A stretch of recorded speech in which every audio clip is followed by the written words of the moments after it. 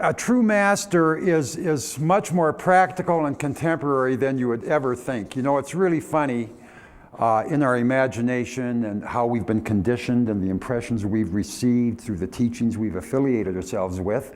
One comes to have an image of what a master is. You know, they got these like long hair and sometimes like a beard. And we got to put a robe on them, you know, and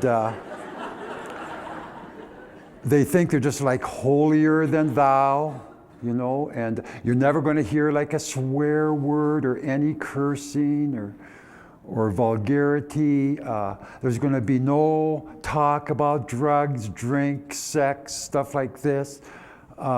They think sometimes that these God-men sit in an ascetic position or a lotus or semi-lotus and chant all day long,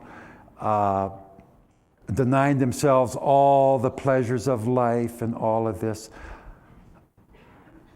No, none of those are true at all. A true master is so down to earth, is so practical, so loving. You'll find a true master, in order to be even competent to teach people and understand the problems of the time and the age, they've had to go through them oneself.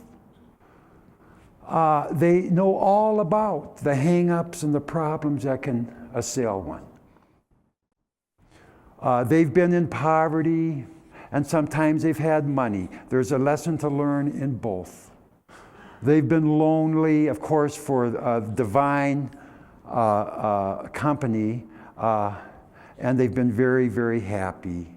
They've had their own karmas that they've had to go through, and they have a lot of blessings, no doubt. The karmas that a master comes through is very interesting, because in order to be a Satguru, you have to be commissioned from the Lord of the highest region, and one's actually on an assignment, on a divine mission. And you have to be up in this region to get it. So a soul that comes down and becomes the Satguru has already unfolded their consciousness and already exists up here in the pure positive God worlds. Then when they come down, it's not their karma that pulls them down, but they assess what would be the best area to come in to resurrect their vast wisdom and knowledge and spirituality. That they decide what parents would be the best ones to have to crack the whip or indoctrinate them, or whatever impressions and tendencies will be received by the parents in those formative years when we're a youth and we don't know what's going on.